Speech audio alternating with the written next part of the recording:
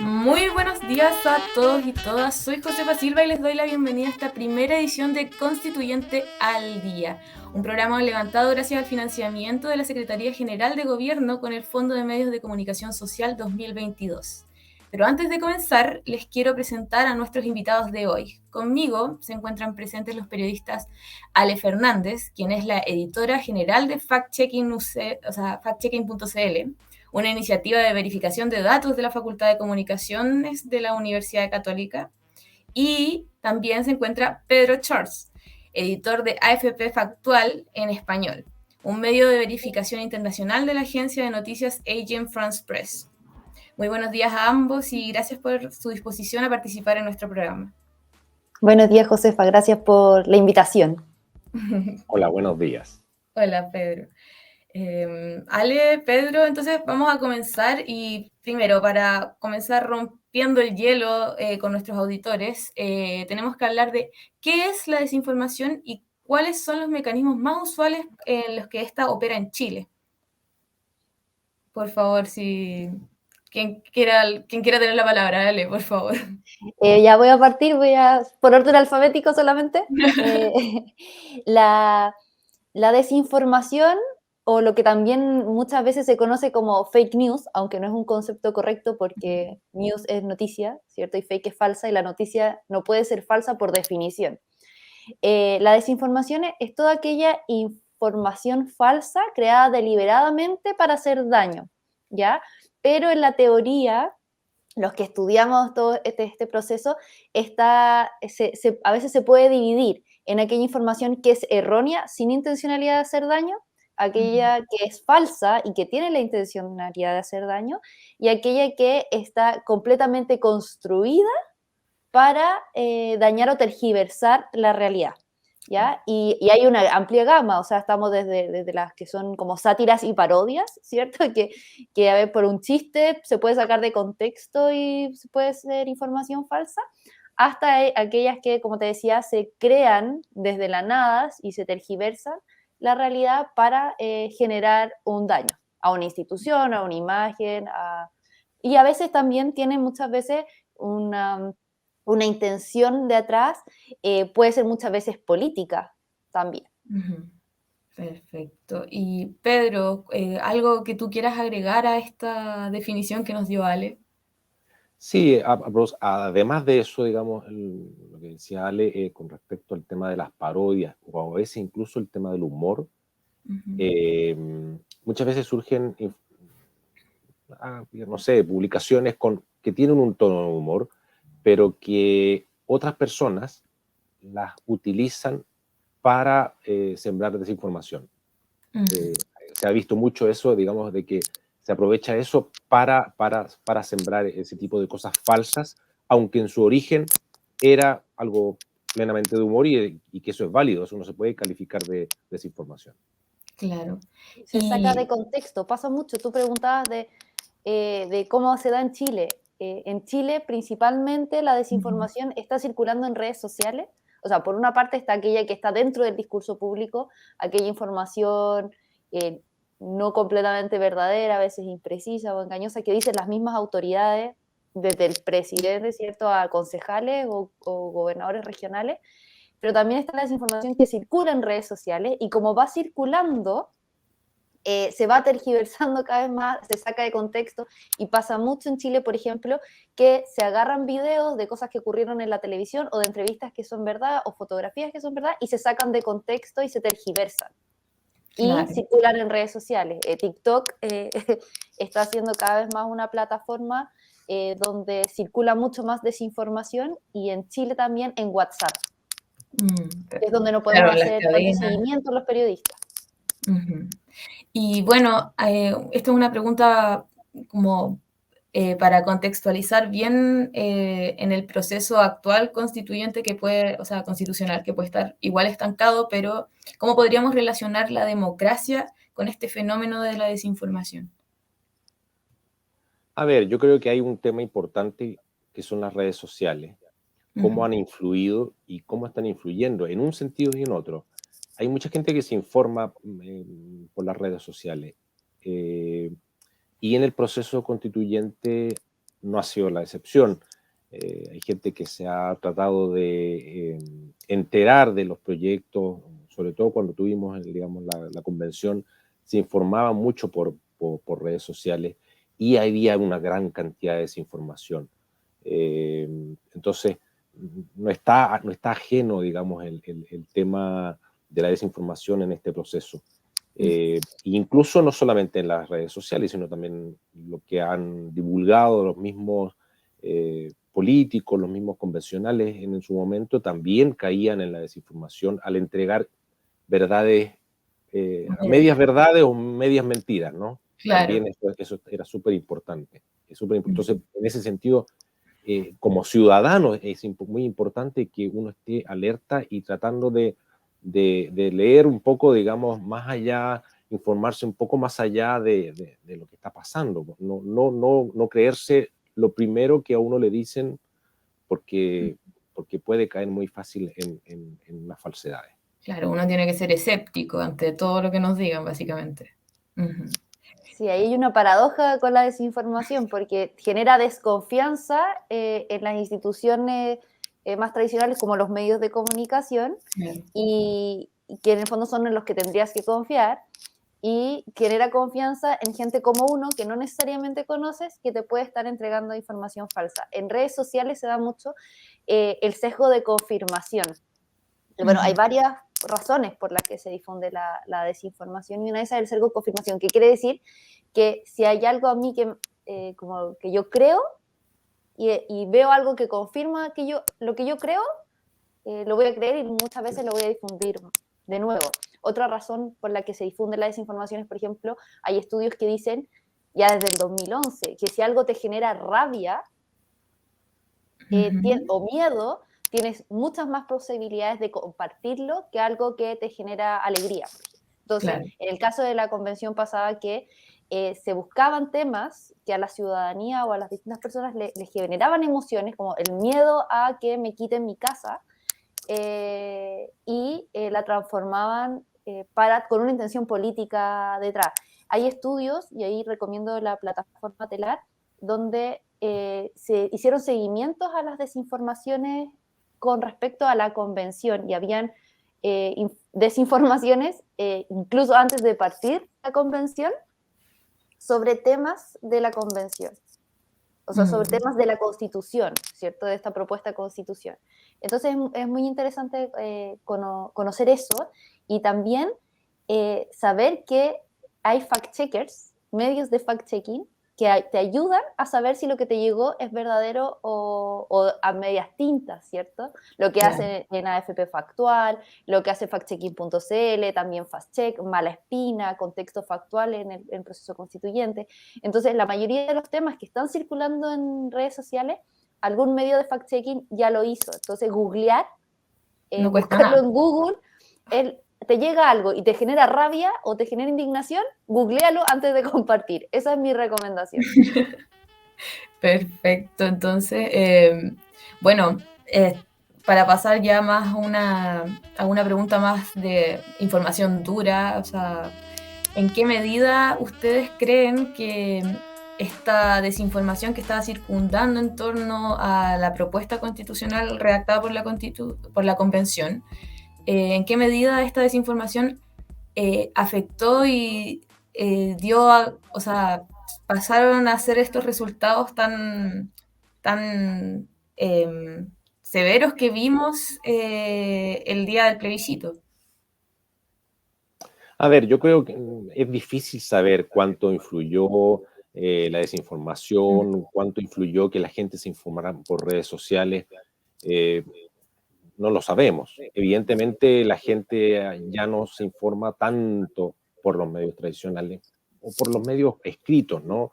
O por medios más bien convencionales escritos, porque la verdad es que el tema de la radio, el tema de la televisión, en ciertos sectores, en ciertas edades, todavía sigue siendo muy importante. Ahora, ¿cuánto también muchas veces de la televisión permea hacia las redes sociales o de las redes sociales permea hacia el medio como la televisión? También hay que considerarlo. Ahora, volviendo a la pregunta original, ¿Cuánto influyó esta desinformación en el resultado del plebiscito? La verdad que no lo podemos saber, digamos. Habría que hacer una encuesta puntualmente cómo se informaron y cómo tomaron la decisión las personas. Evidentemente fue un factor muy importante. Nuestros equipos, los equipos de verificadores, hicimos un trabajo duro que obviamente no llega a todas las personas. Como dice Ale, la gente no googlea, porque lo más fácil es googlear, ¿no? A veces lo más fácil es buscar a ver si esta información está confirmada, de dónde surgió, está en una fuente, a lo mejor una cuenta de Twitter que es real, que es verificada. Ese trabajo no lo está haciendo. La gente, lamentablemente, se va por lo más fácil. Hay una cantidad durante el proceso constituyente había una cantidad de videos de TikTok de gente NN que los hace, los graba diciendo cuántas cosas se le ocurren sin ninguna base, y eso evidentemente afecta un proceso. De alguna manera las redes sociales tratan de contener ese tipo de desinformación, pero sin duda es un trabajo muy arduo y es muy importante, por ejemplo, lo que están haciendo ustedes aquí con este programa, en el fondo de alertar a la gente de que no se quede con lo primero que ve en las redes sociales, de lo que primero que le llega por WhatsApp. O sea, a todos nos llegan esas informaciones. Y cuando ya vemos que dice compartido miles de veces, o sea, precisamente eso es lo que hay que desconfiar. Porque o cuando uno le llega un audio, ¿cuántas veces le ha llegado un audio de cosas ni siquiera del proceso constituyente? De un audio de una amiga que cuenta de un robo no sé dónde, y que muchas veces son cosas, no sé si... Que pasaron hace tiempo. O, claro, exacto, o fuera de contexto, o que incluso a veces son falsas. O sea, no me acuerdo con el tema de los Uber, de los taxis, había una cantidad de cosas de ese tipo que llegaban por WhatsApp. Entonces, en el fondo, no es tener una desconfianza en todo, ¿no? Como decía Ale, que evidentemente esa desconfianza llega a las instituciones y uno empieza a desconfiar de todo. No se trata de desconfiar de todo, pero evidentemente uno tiene que tener un concepto crítico, y por eso es muy importante este tipo de programas de llamar la atención a la gente de que no se compre todo lo que sale en las redes sociales o todo lo que le llega al teléfono. Sí, porque llega mucha información. Y ahí yo quiero hacer el punto de que esto no tiene que ver ni con el grado de educación, ni con el grado de dinero que gana mensualmente, ni de dónde vives, nada. O sea, todas las personas caemos en algún momento en desinformación porque nos bombardea la información, la desinformación. Entonces, siempre podemos llegar a caer. La cosa es sospechar. Hay ciertos indicadores que te pueden ayudar, como lo que te decía yo de que te genera una emoción fuerte, porque si te genera rabia o te genera indignación o miedo, tú quieres alertar a los otros. Claro. O sea, como lo que decía Pedro de los Uber o a veces de las drogas, que hay casos que también son ciertos, pero hay otros que son audios falsos y que por alertar a los otros se divulga en el fondo la desinformación. Entonces, la cosa es ser escéptico, sospechar un poco y buscar. La mayoría de los fact-checkers estamos buscando eso para ver si efectivamente es verdadero, falso o impreciso o tiene algún grado de falsedad o de verdad. Entonces, les estamos ayudando a hacer la pega, ¿cierto? Entonces, ustedes googleando van a poder saber. Y esto también quiere decir que no por caer en desinformación uno es malo o mala persona, no tiene que ver con eso, tiene más que ver con la responsabilidad cívica. Algo que hace mucha falta en el país. En el fondo es saber que también les puede estar haciendo daño a los otros compartiendo algo falso. Es como, yo siempre lo digo, es el rumor, ¿cierto? El rumor es más viejo que el hilo negro y hace daño en las comunidades. La desinformación es lo mismo y a distintos grados. Puede afectar, o sea, puede incidir como un factor más en una votación, en una elección, claro, como en la relación de una familia o de una amistad. Entonces, eso es lo que hay que ser conscientes y, como les decíamos, alertarse. Si genera una emoción fuerte, si es que, por ejemplo, usan palabras extrañas, porque también ha pasado, y a nosotros en FactCheck hemos visto, que, por ejemplo, la discusión del aborto, que se daban cifras y a veces tenían palabras peculiares, y esas palabras era porque era una discusión del aborto en Salvador, que se estaban usando datos de El Salvador como si fuera en Chile. Totalmente Entonces, fuera de contexto. también tener alerta, estar alerta a las palabras que se usan, a las faltas de ortografía, sobre todo en WhatsApp, y si te genera una emoción como la rabia, la indignación o el miedo. Esto de que genere una reacción, por ejemplo, puede ser como pánico colectivo, básicamente lo que encuentro que ocurrió en el momento de ir a votar, que la gente tenía miedo de esta nueva constitución que se había redactado, y esto en cierta medida afectó igual en los resultados. Así que, bueno, esta es una pregunta más dirigida hacia Pedro. Pedro, ¿cómo se vio desde fuera, externamente, desde fuera de Chile, a nivel internacional, cómo se vio este proceso afectado por la desinformación según tu visión? A ver, evidentemente llamó la atención desde afuera el resultado. O sea, porque teníamos un proceso, evidentemente, independiente de si se condujo de una manera correcta, si que el resultado, el texto constitucional era bueno o no era bueno. Independiente de eso, evidentemente se veía el proceso con mucha expectación por todo lo que implicaba, desde el hecho de que la convención fuese elegida en forma paritaria, única en el mundo, hasta este proceso que los chilenos nos estábamos dando en ese momento. Entonces, el hecho de que se rechazara con ese nivel de contundencia llamó la atención. Y bueno, obviamente una de las explicaciones, un poco sin tener una cosa muy de datos, de cifras concretas, evidentemente el tema de la desinformación era un factor. Digamos, en el exterior hay que explicar eso, cuesta explicarlo a veces, ¿no? Claro. Porque no se entiende cómo es que la gente llegó a rechazar algo que supuestamente era una constitución con muchos avances sociales. ¿Cómo la gente llegó a rechazar eso? Y bueno, entonces, bueno, ahí está la explicación, digamos, de esto, de un poco lo que decía Ale, de que el temor a que le quitaran las casas, de que no sé, que los fondos de pensiones no fueran heredables, lo que se dice tanto, ¿no? No sé, de que la gente no pudiese escoger el colegio en el que pueden ir vayan sus hijos. Todo ese tipo de cosas, evidentemente, influyó.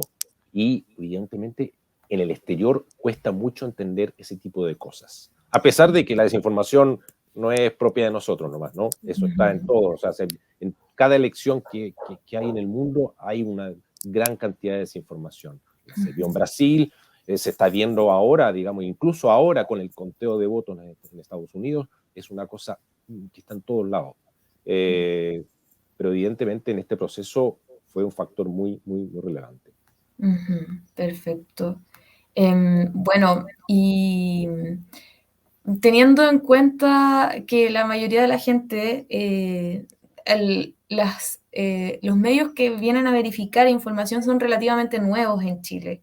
Aparecieron más o menos a partir del estallido social, habían algunos de antes, pero ahora es como el boom de los medios de verificación, básicamente. Ya hemos dado recomendaciones, pero así, dando básicamente un paso a paso de lo que hay que hacer si nos llega información falsa al WhatsApp, recibimos algo en TikTok, en Instagram, Facebook. ¿Qué es lo que la gente debe hacer para distinguir si esto es información malintencionada o errónea?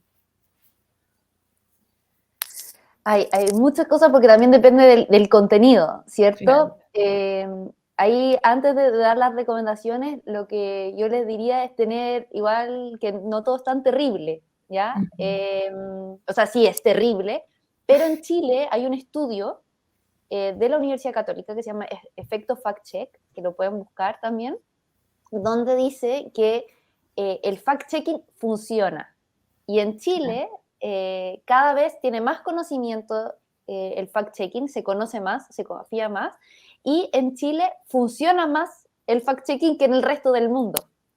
Entonces, eso también da esperanza al trabajo que hacemos los fact-checkers. Y también otra cosa que dice el estudio que concluyó es que esto que yo les contaba del sesgo de conformidad, de que yo, si leo algo y se parece a lo que yo creo, lo creo más y lo comparto. El fact-checking también llega y tiene efecto en las personas que confirman en el fondo, su creencia. La gente que lee un fact-checking que va contra a lo que cree, igual le cree al fact-checking, en cierto grado. Entonces, eso, ahí va una de mis recomendaciones, es apenas ves algo que te genera una emoción fuerte o que tiene palabras raras, o por ejemplo, si es un fragmento de algo de televisión, googlealo para ver si algún medio de fact-checking ya hizo, por ejemplo, en AFP Factual hacen mucho de contenidos virales, ¿cierto? Entonces hacen análisis que uno en la casa es más difícil que sepa hacer, pasar con control inverso, ¿cierto? O ver cada frame o cada pedacito del video que se puede ver. Entonces, al googlearlo, te puede salir el video original, ¿cierto? Pero también te va a salir los medios de fact-checking que ya han hecho toda la investigación al respecto de ese video. Y además, noticias que puedan circular en medios oficiales. Así que esa es mi recomendación, que es lo más fácil, entre comillas. Claro, es lo que requiere menos energía del usuario. Perfecto, Ale, de verdad, muchas gracias. Pedro, ¿cuáles son tus recomendaciones, tus tips? A ver, yo creo que lamentablemente, lamentablemente, pero evidentemente hay un tema, digamos, de que lo primero que tenemos que hacer es googlear. Yo creo que lo más fácil. Evidentemente ahí uno encuentra, muchas veces encuentra la desinformación y la encuentra viralizada. Entonces la ve repetida en muchos lugares y eso puede pensar uno, entonces es verdad. Entonces uno tiene que seguir con eso, seguir con la duda. Nosotros en FP Factual, nuestras notas de hecho están trabajadas muy a la manera de cómo cualquier lector, cualquier usuario podría hacer la verificación. Tratamos de no trabajamos con elementos técnicos específicos nuestros, no. Nosotros nos metemos a Google, hacemos búsqueda inversa de imágenes, que eso está en Google. Nosotros no lo inventamos, está en Google.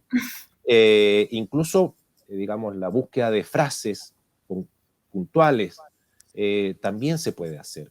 Entonces, eso por un lado. Otra cosa es el tema, por ejemplo, los tweets. Cuando son tweets que surgen de cuentas que parecen ser reales, hay elementos como que uno puede empezar a ver, este es una cuenta verificada cuando tiene digamos, el check azul, ¿no? Por ejemplo, es una cuenta verificada, o a veces uno puede buscarle esa. Hay que ser un poco busquilla, es verdad. Hay que tener tiempo, pero así como tenemos tiempo a veces para compartir tantas cosas, mejor dediquémosle un poquito de tiempo a chequear, digamos, si es que eso que nos sonó un poco, como dice Ale, que sintonizamos con lo que leímos, es verdad. O sea, hay cosas, hay desinformación o hay elementos falsos que circulan en las redes sociales que son muy dañinos, como otras cosas que no son tan dañinos, pero que tampoco son verdad. O sea, qué sé yo, citas del Quijote, que son unas frases muy bonitas, uy, mira, qué inspiradora. Pero a veces uno agarra esa frase, el Quijote está entero en internet. O sea, ni siquiera hay que comprarlo o tenerlo en la casa para buscar la frase en el libro físico. Está entero en internet. Entonces uno agarra la frase que nos gustó tanto, busca el Quijote en internet y busca la frase. Y muchas veces, así de simple, no la encuentra. Y se da cuenta por uno mismo, sin tener conocimiento de fact-checking, que la cosa es falsa. Es mucho más fácil de lo que uno piensa. Evidentemente hay desinformadores que van en el límite, claro. Porque ese es un tema, digamos. A veces tiran una frase que induce mucho, que sugiere mucho, sin decir una falsedad. Y uno, en la mente, completa la falsedad y se la cree. Pero bueno, entonces ahí está la gracia de nosotros como usuarios, y ni siquiera como fact-checker, de de tener esa un poco, digamos, de esa desconfianza en lo que nos está llegando, en lo que estamos leyendo. Evidentemente hay personas a las que le podemos tratar de creer o querer creer más. O sea, si es que vemos el tweet verificado del presidente Boric, a lo mejor él se equivoca, a lo mejor el senador Moreira, por decir, se equivoca, pero por lo menos sabemos que eso salió de su tweet, de su cuenta en Twitter. Y siempre van a estar... Por lo menos es, claro, hay alguien que está dando la cara, pero cuando hay alguien que no da la cara, que divulga algo una información, que tenemos cierto grado de desconfianza, lo primero es buscarlo en Google. Después hacer búsquedas inversas, agarrar la frase y trabajarla un poco más, a lo mejor con ciertos conceptos. Es la única forma de que podemos parar y digamos, limitar este tipo de desinformación. Claro. Las herramientas están, básicamente. Sí, solo un dato que dijimos, buscar en Google. Buscar en Google también tiene algunos como tips. Si quieres buscar algo de Twitter, pones la palabra @Twitter y te va a buscar en Google, te va a buscar en Twitter. Lo mismo si quieres que sea de Instagram, en TikTok, pones @ y la red social en la que quieres que busques. Si quieres buscar algo de un sitio web, también puedes poner el sitio web, bueno, hay comandos, o si ya estás así jugando a ser detective, puedes ir a las búsquedas avanzadas de Google y rellenar las preguntas que mismo Google te va a hacer y te va a mandar directamente a lo que quieres. Y eso también se puede hacer en Twitter, principalmente. Perfecto. Muchas gracias, chicos, por querer formar parte de nuestro programa. En honor al tiempo tenemos que cerrar, pero bueno, eso, agradecerles a la gente que nos está escuchando, nos está viendo. Por favor, tomen en consideración los tips que ellos dan. Ellos son grandes periodistas de medios que verifican información a cada rato, hacen un tremendo trabajo, así que solo eso, agradecerles. Y también tenemos que recordarle a nuestros auditores que este programa Constituyente al Día se está financiando, es financiado por la Secretaría General de Gobierno con el Fondo de Medios de Comunicación Social 2022. Bueno, les queremos agradecer, muchas gracias a todos por escucharnos y esto es todo por el momento. Esperamos tener una nueva edición de Constituyente al Día por aquí en La Voz de Cerrillos. Que estén muy bien, muchas gracias. Adiós. Muchas gracias por la oportunidad. Hasta luego.